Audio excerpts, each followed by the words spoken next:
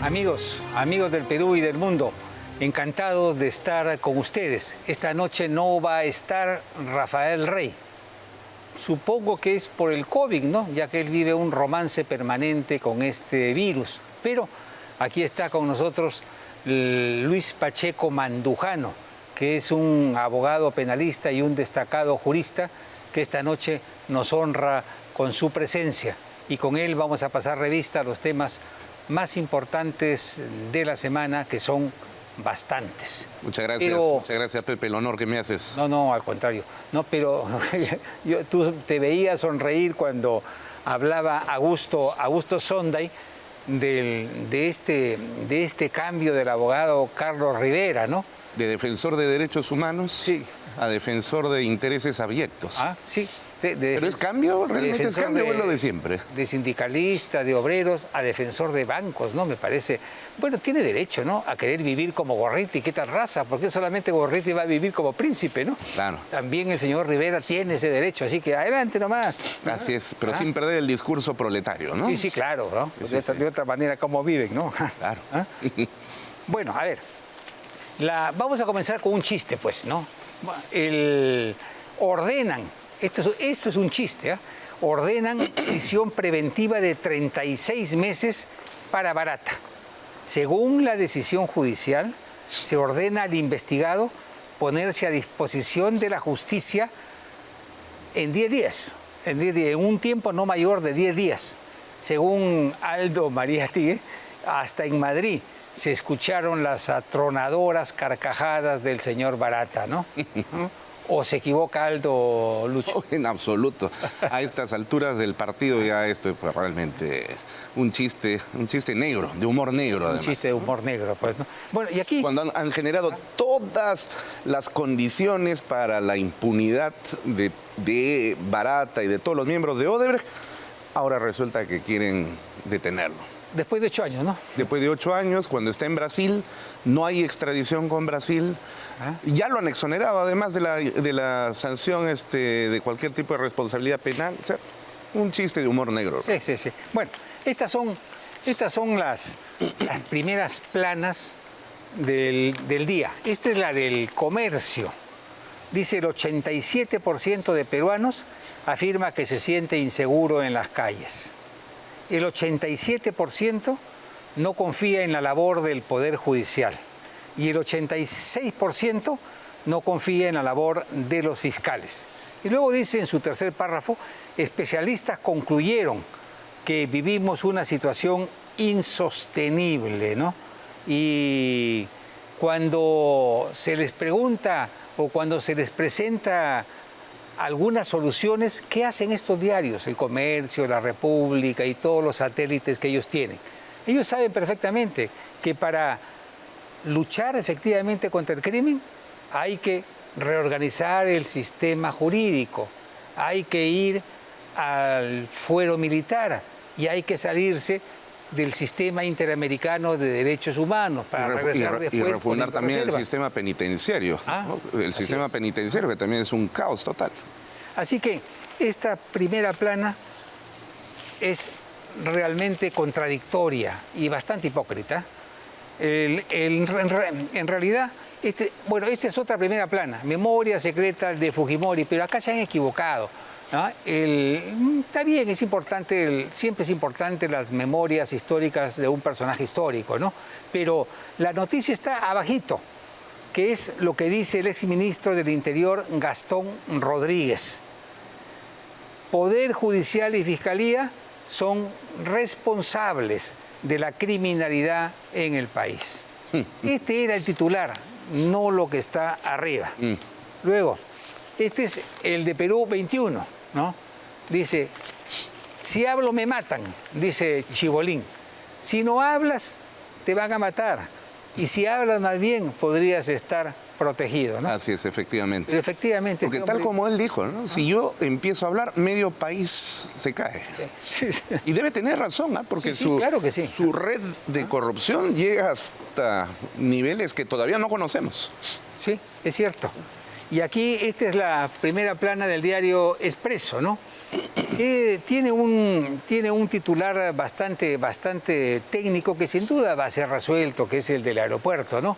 La noticia está abajo, ¿ah? Que es el fallo del Tribunal Constitucional contra la demanda competencial del Congreso, que ha sido declarado nulo. Y sobre esto vamos a profundizar más adelante, ¿no? Tremenda decisión, ¿no? Tremenda decisión que va a crear un caos y una confusión en la relación Congreso-Poder Judicial muy delicada, ¿no? Decisión de excepción. Por la prisa y con bastante irresponsabilidad. Bueno, y esta es la del diario Correo. El Toledo tiene la enfermedad del mitómano. Recién se da cuenta. Una primera plana, por Dios, para decir lo que todo el Perú sabe. Y aquí les hago para los que no lo saben, yo fui muy amigo de Alejandro Toledo. Lo conocía cuando era un simple maestro universitario y dictaba sus conferencias, ¿no? Y yo fui uno de los que lo convencí de que él tenía una historia interesante que contar y que podía hacer política con un relativo éxito. Y tiempo después me dijo, sí, yo nací para la política. Espero que no te arrepientas, ¿no? Pero esto lo digo pensando en que yo he conocido a muchísimos hombres que antes de ocupar puestos de responsabilidad eran poca cosa o caminaban agobiados por el peso de su destino, ¿no? Pero cuando obtuvieron el poder o fueron protagonistas del poder, algo sucedió con ellos, ¿no? ¿Sabes? Ese es un punto importante. Últimamente se escucha a muchas personas comentar y decir, según Lord Acton, ¿no? Todo poder corrompe, pero el poder absoluto corrompe totalmente. Y entonces dicen, el poder transforma a las personas. Yo no creo eso, Pepe. Yo creo que en realidad el poder lo que hace es aflorar lo que realmente es la persona. Entonces, como ya no tiene límites, porque el poder te obnubila, te embriaga, te emborracha y te hace perder las fronteras y las brújulas, sale tu yo, ¿no? Sale tu yo. Y eso es precisamente lo que hemos venido viviendo. Sí, efectivamente. Porque, digamos, tú has tenido poder en el Congreso. Yo no te he visto nunca transformado como congresista o sin la condición de congresista, ¿no? Porque las raíces están ahí. Entonces el poder es para servir, no para servirse. Así es, y he conocido personajes, ¿no? Como Aya de la Torre, Ramiro Perealé, León de Vivero, Carlos Manuel Cox, ¿no? Y tantos otros más que fueron verdaderos maestros de humildad en el llano y desde el poder. Y que además tenían el verdadero poder moral. Pero eso no se puede trasladar a otros, ¿no? No se puede, porque hay muchos que cambian notablemente, ¿no? Olvidando que hay un Dios más poderoso que el poder, que no es otro que el Dios del movimiento. El Dios del movimiento al final a todos nos pone a la orilla del camino, ¿no? Así es. Y es ahí donde se comprende, si has obrado bien, que no pasa nada, pero si has obrado mal, has abusado del poder y has cometido injusticias, entonces te la cobrarán. Eso le dije a Alejandro Toledo, ¿no? Y sin embargo, él convirtió una epopeya de estudios y de sacrificios, siendo un personaje muy humilde, para finalmente tirarlo todo por la borda. ¿Y todo para qué, no? Por una ambición bastarda, porque ya tenía para vivir tranquilamente, ¿no? Sí, claro. Pero quería más y más. Y ahora está pagando el precio, ¿no? Y lo hemos visto en las pantallas de televisión suplicando por una prisión domiciliaria y ya mejor ni comento, pero la verdad creo que merece lo que le está pasando, pero no puedo evitar decir que realmente siento pena por él, ¿no? Sí. Eso sí es inevitable, pero merece lo que está pasando. Sí, claro que sí, ¿no? El tema, de San Marcos. Los estudiantes se movilizan, los estudiantes van a ir a las marchas, ¿no? Pero aquí, esto en un abrir y cerrar de ojos, a mí me hizo recordar los años 70, 80, cuando las universidades eran caóticas y estaban dominadas y sometidas por férreas dictaduras estudiantiles controladas por el FER Sendero Luminoso o por el FER de tendencia moscovita, Pucallacta y todos ellos, ¿no? Veamos, veamos este video, porque la gente a veces pierde la memoria. De 2 minutos, la intervención en 1992 de Alberto Fujimori. Poco antes del golpe. Poco antes del golpe fue, ¿no? Sí. Eso era en realidad. Cuando yo ingresé a la Universidad San Martín de Porres, efectivamente, ese era el ambiente, ¿no? Y eso que era particular. Pucallacta, en fin, ya, eso era. Huelgas estudiantiles, toma de locales, paredes pintadas, ¿no? Y entonces, incluso hasta pensé en algún momento irme a estudiar a Argentina. Pero en el camino me fui encontrando con personas que pensaban más o menos como yo, muchos. Entre ellos Víctor García Toma, César Bazán Naveda, ¿no? Santiago Barreda, Livio Romero Sánchez Concha y tantos otros más. Y decidimos presentar pelea. Lo primero que nos preguntamos es ¿a qué ingresa un estudiante universitario? La respuesta es obvia, a estudiar, ¿no? ¿Acepta la política? Sí, pero como un complemento de sus estudios. Cuando ese complemento que es la política se convierte en la misión fundamental, entonces viene el rechazo del estudiante independiente a lo que llaman con toda razón politiquería barata. Así es. ¿Qué es lo que querían los estudiantes? Y ahora mismo, ¿qué es lo que quieren los estudiantes siempre? Buenos profesores, ¿no? Paredes limpias, baños limpios, mesas redondas, laboratorios equipados, fórum, ¿no? Y debates alturados. Así es. Eso es lo que quiere un estudiante y eso lo convertimos en programa de acción y en programa de lucha. Y ganamos las elecciones, 1 y varios años más, hasta que capturamos la Comisión Reconstructora de la Federación de Estudiantes, ¿no? Y entonces las cosas mejoraron notablemente. Y después llegó ya Chang, que reorganizó y modernizó la universidad de una manera notable, ¿no? Pero yo estoy seguro que esto que estoy diciendo lo piensan todos los estudiantes sanmarquinos, lo piensan todos los estudiantes del Perú, porque son minorías organizadas que finalmente prevalecen sobre grandes mayorías desorganizadas. Es lo que siempre Pero si los desorganizados se animan a organizarse, los echan de un solo golpe, ¿eh? De un solo golpe a estos charlatanes y pobrediablos que dicen que la universidad es de ellos. No, señores, la universidad no de ustedes. Ustedes están de paso. La universidad le pertenece a todos los peruanos. Esas universidades se financian con los impuestos que nosotros pagamos. Y lo que les exigimos es que estudien, que honren a sus padres para que sean buenos profesionales y sirvan a su país. De eso se trata. Por eso es que hay universidades con educación pública gratuita. No es para que se vayan a rascar la barriga, ni a pintar paredes, ni a hacer estupideces, ¿no? Así es.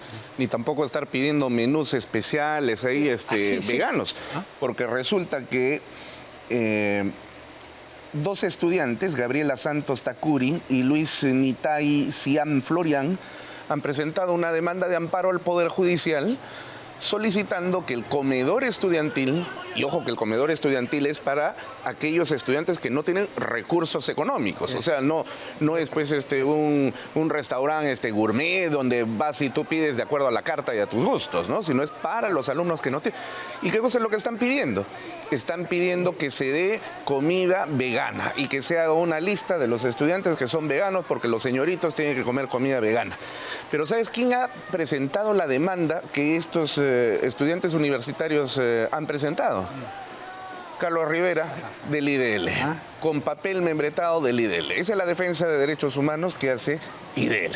Porque la verdad de este asunto, y esta es una de las plataformas de justa lucha de los estudiantes universitarios del que hablaba Monseñor Carlos Castillo ayer, antes de ayer, me parece, ante la imagen del Señor de los Milagros. A mí se me caería la cara estar frente a la imagen de Cristo y decir algo de esa naturaleza.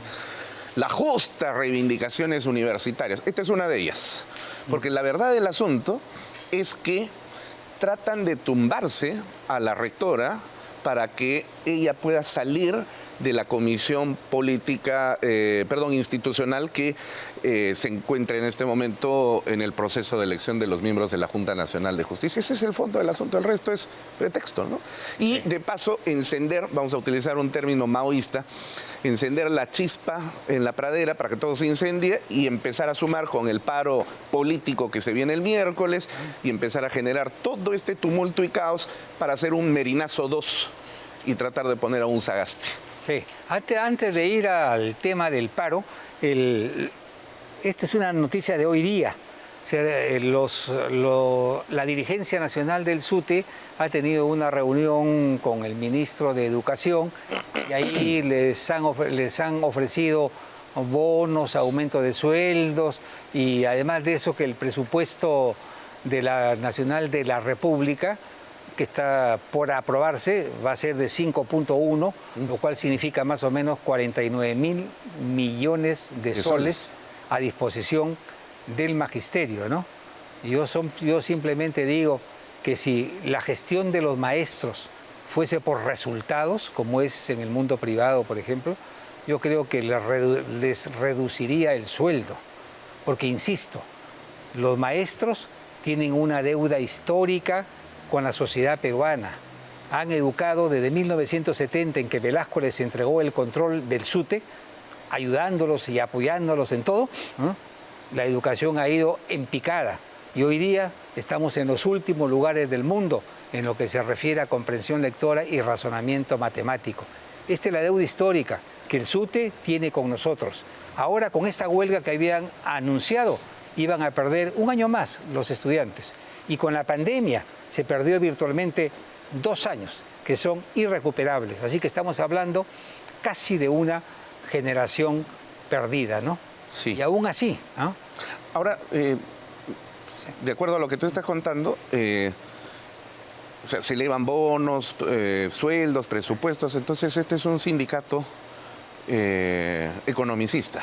Es un sindicato que no se preocupa por la elevación de la educación en el Perú, sino solamente por los sueldos, que es importante, sí, pero más importante en un maestro es todo lo que tú has manifestado. Y en efecto, las pruebas PISA nos colocan no en uno de los últimos lugares, en el último lugar.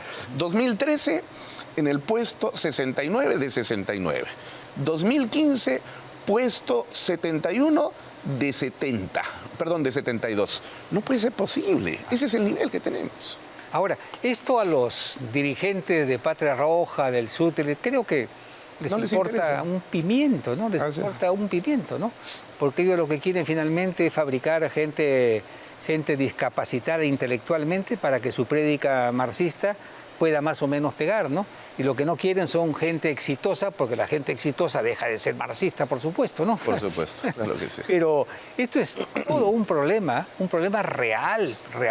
Lo he dicho en algunas oportunidades que hoy día en el mundo contemporáneo ya no se habla de países desarrollados o subdesarrollados, sino de países subeducados, porque todos los países del mundo han entendido que solo la educación y a través de la educación los países pueden prosperar. Y en sentido contrario, los que no se desarrollan en educación terminan siendo como Perú. Así es, ¿no? Desgraciadamente.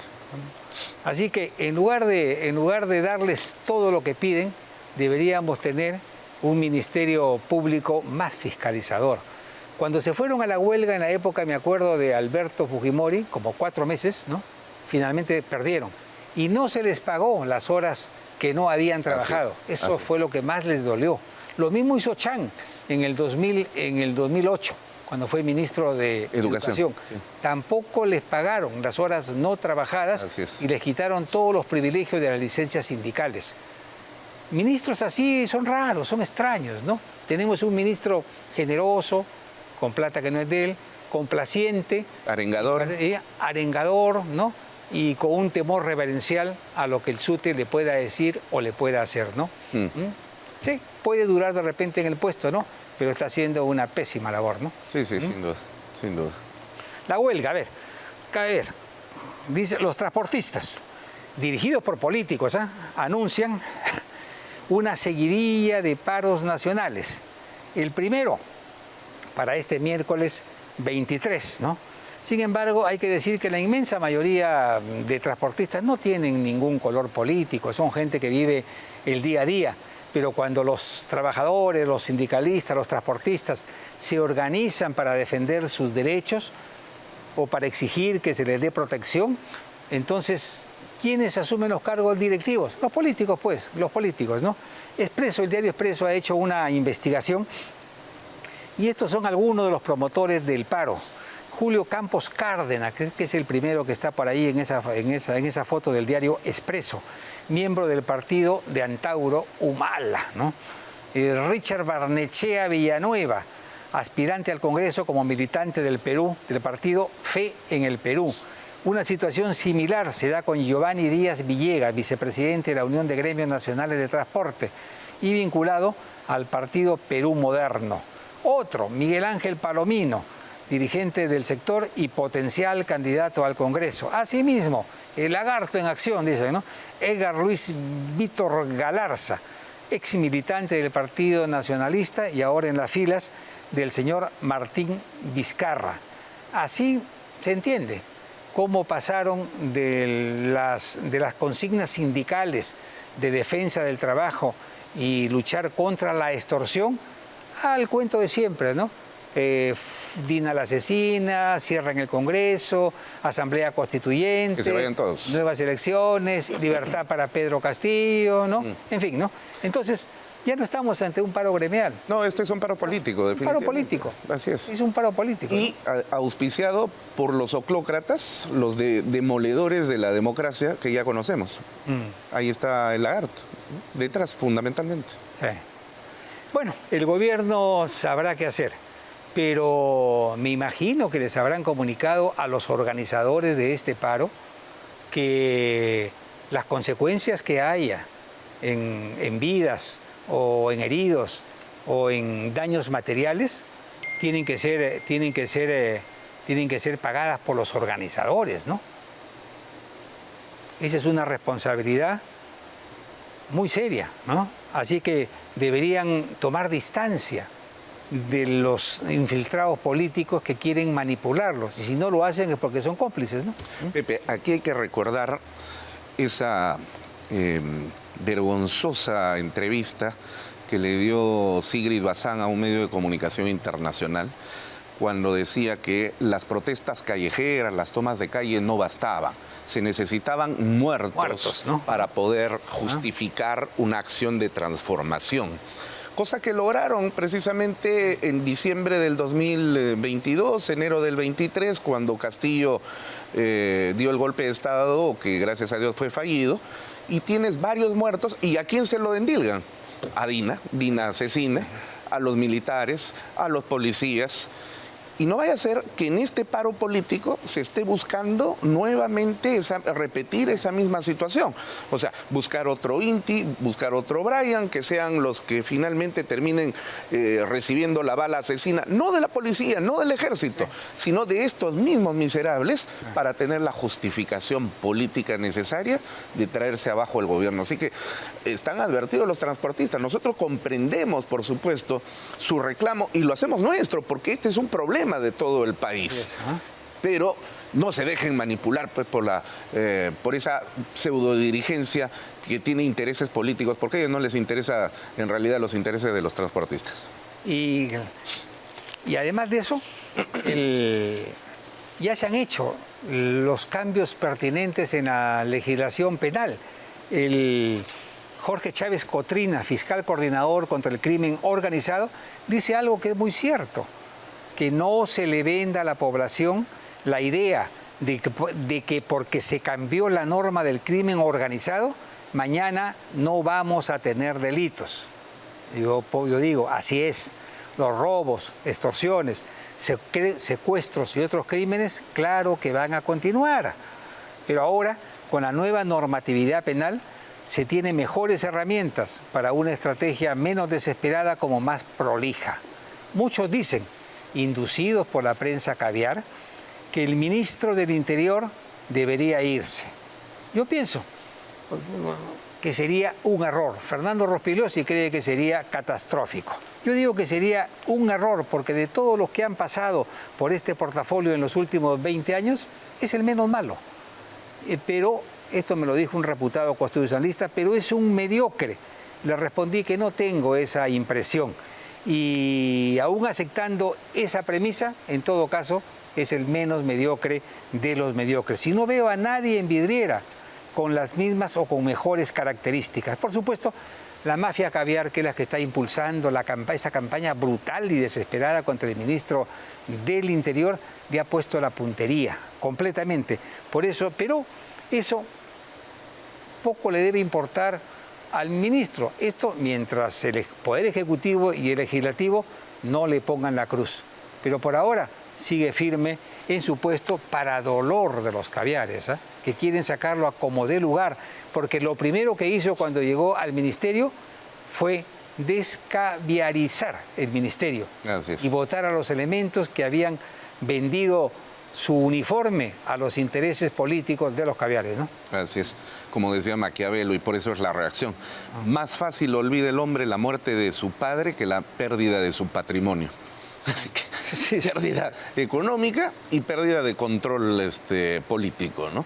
Pues los caviares estarían felices si lo ponen nuevamente allí en Costa, Carlos Basombrío, ahí estarían haciendo fiesta inmediatamente. Carlos Basombrío, el que decía que el policía que dispara contra un delincuente... Es un delincuente. Es un delincuente. Sí. El que dispara contra un asesino es un asesino, ¿no? ¿Y cómo se llama el ministro que destruye a la policía? Sí.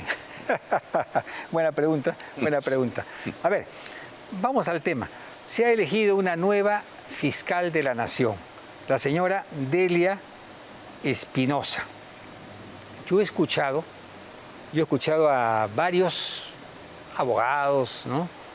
Sobre todo esos que están siempre en los pasillos del Poder Judicial, decir de que es como un soplo de aire fresco. Yo digo que hay que tener mucho calor para pensar que eso puede ser un soplo de aire fresco. Yo no discuto, no conozco la trayectoria de la señora y no discuto sus buenas intenciones, pero el Ministerio Público tiene un gravísimo problema, ¿no? Primero, una anarquía total. En segundo lugar, fiscales comprometidos en casos de corrupción y además de eso, tiene el desafío por delante de la independencia del Ministerio Público y de la liberación de la influencia del señor Gorriti, ¿no? Y de esos fiscales lavajato que son un escándalo. Entonces, no es poco lo que tiene por delante, ¿no? No sé qué piensas, qué opinión tienes.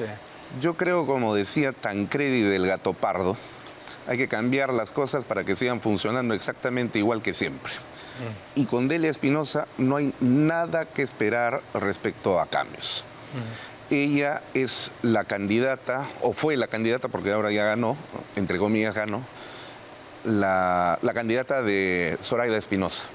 Fíjate, la semana pasada yo denuncié públicamente este asunto. Zoraida Ábalos estaba de vacaciones, y estaba de vacaciones hasta la próxima semana. Pero se comunica con su fiscal adjunta suprema, que estaba cubriendo su puesto, la señora María Isabel Sokolich, el día lunes, y le dice: envía un oficio al fiscal de la Nación interino para que se suspenda mis vacaciones desde el día miércoles 16 hasta el 21. O sea, para que vaya a trabajar solamente 2 días, jueves y viernes. ¿Y por qué hace esto?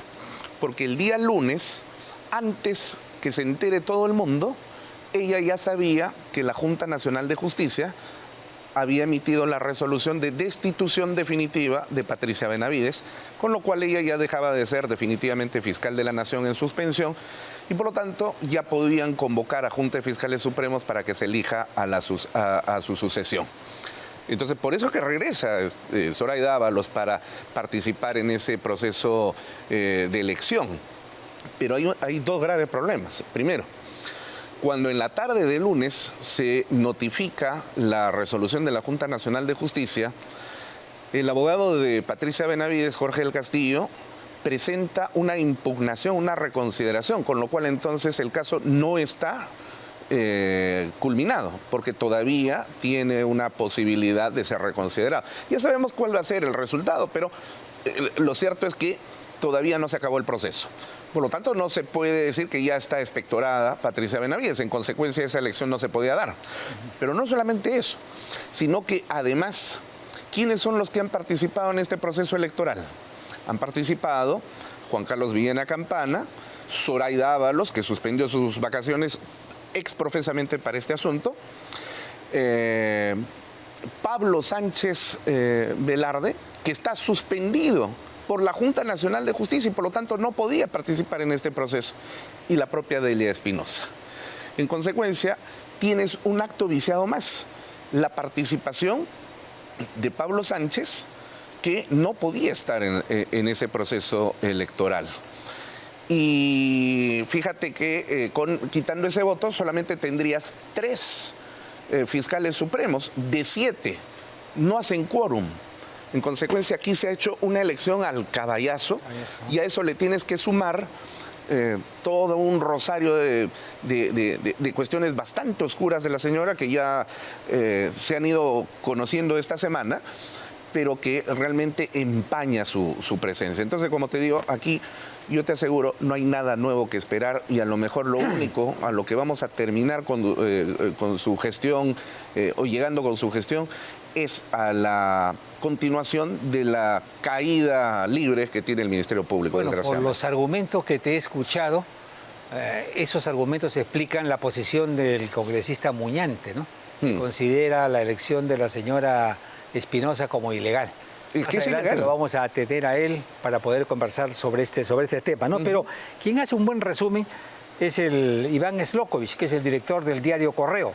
Él dice: la nueva fiscal de la Nación debería trabajar muy intensamente para dar al menos los primeros pasos en la refundación de una institución que en los últimos años ha caído en el abismo profundo de la politización, la prepotencia, el abuso, la ineptitud y hasta la complicidad con la delincuencia. Esto último, traducido en la escandalosa puesta en libertad de peligrosos zampones que son sorprendidos hasta en flagrancia o con evidentes pruebas de su culpabilidad.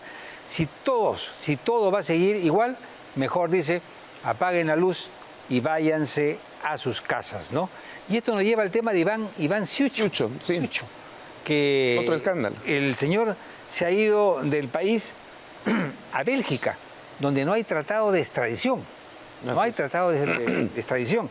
Y él es pieza clave en el tema de Chibolín y le dieron solamente 15 días de impedimento de salida del país. Raro, ¿no? Rarísimo. Cuando se cumplieron los 15 días... Nadie pidió la extensión. La extensión, nadie. No, para nada. Así es. Rarísimo. Sí. Él dice que va a regresar el 4. Yo sinceramente lo dudo, ¿no? No, definitivamente no va a regresar. Dudo, ¿no? No. Y todo esto es consecuencia. Pero esto es muy delicado, porque si el señor no regresa, significaría aquí que ha habido una coima, pero muy, muy grande, muy grande. Si no regresa, esto es un escándalo mayúsculo para el Ministerio Público y para el Poder Judicial. Pero Pepe, fíjate, el impedimento de salida venció a fines del mes de septiembre. O sea, estamos hablando de casi hace un mes. ¿Quién era la fiscal coordinadora de ese equipo que estaba investigando a Iván Siucho en este caso? Marita Barreto. Y Marita Barreto no pidió la extensión del impedimento de salida del país. Qué raro, ¿no? Qué raro. Bien raro. Pregunto, ¿no? Bien raro. En todo caso, la respuesta la vamos a tener en unos días, ¿no? Y lo otro que ha llamado la atención es la posición del señor Villena, que era el fiscal interino, fiscal de la Nación interino, que sacó un reglamento donde especificaba que la Policía Nacional del Perú, contra la ley, no investigaría casos graves o complejos. Y entonces la pregunta es, ¿los reglamentos pueden modificar leyes? Esta es la pregunta que se hacen muchos... Doctor Pacheco Mandujano, a ver qué opina usted. No, eso es imposible porque el orden jurídico es como una pirámide. Nosotros los abogados le llamamos la pirámide de Kelsen. En la cima de la pirámide está la Constitución. De ella se deduce la ley, de la ley el reglamento. Por lo tanto, hay una línea de determinación. La Constitución determina la ley determina el reglamento. Pero no es inversa. La ley no puede, el reglamento no puede determinar la ley como la ley no puede determinar a la Constitución. Ahora, el señor Villena Campana saca un reglamento pretendiendo efectivamente modificar la ley de una manera subrepticia. Y el argumento que presentan él y otros fiscales a los que le he escuchado es que la Constitución señala que el mandato de la Fiscalía es investigar. Pero me llama poderosamente la atención que estos señores, cuando invocan a la Constitución, no han leído la Constitución, Pepe. Porque el artículo 159 de la Constitución, en su inciso 4, dice textualmente que el Ministerio Público conduce las investigaciones desde el inicio de la etapa policial. No dice que investiga, sino conduce las investigaciones. Y el artículo 166 de la Constitución señala que la Policía Nacional, entre otras misiones que tiene, una de ellas es la de investigar el delito. Entonces, lo que la ley señala es precisamente eso. La policía investiga y la Fiscalía conduce jurídicamente la investigación. ¿Dónde está la inconstitucionalidad de la ley?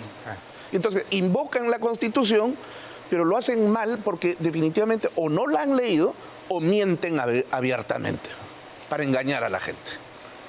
Y como nadie lee el día de hoy, entonces se creen los discursos, ¿no? Mira esto, por ejemplo, en este pobre país nuestro, donde dice el director histórico del diario Expreso, donde los peces vuelan y los pájaros nadan, suceden cosas increíbles, ¿no? Como esta noticia, ¿no?